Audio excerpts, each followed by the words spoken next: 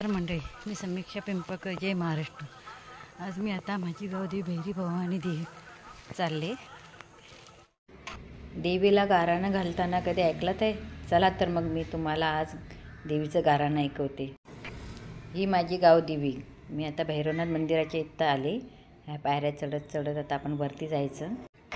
मी दसऱ्यात दर्शनाला आली होती, तो व्हिडिओ मी आता टाकते।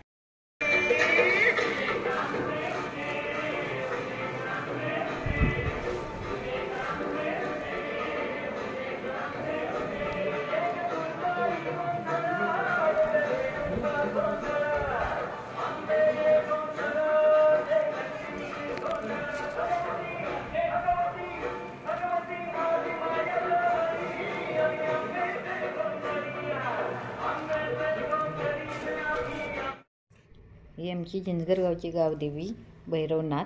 9 दिवस घट बसले जातात।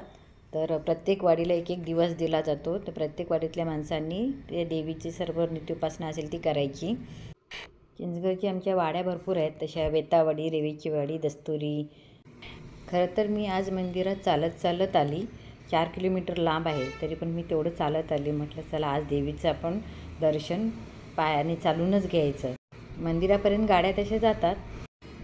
मी आता देवीची ओटी भरली। चला तर मग आता आपण गाराणं ऐकूया, बरं का।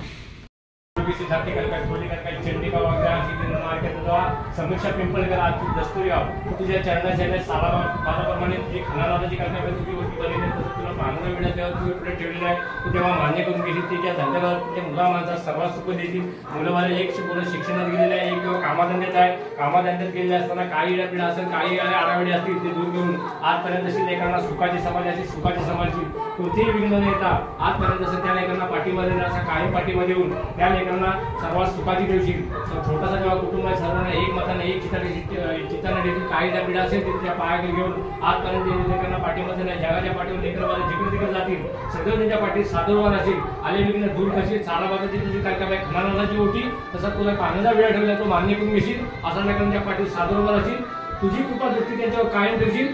सर्वांना सुखाची समाजची नवसाला पावशील। हर महादेव। या मंदिरात चालत आल्यावर आपले मनोकामना पूर्ण होतात।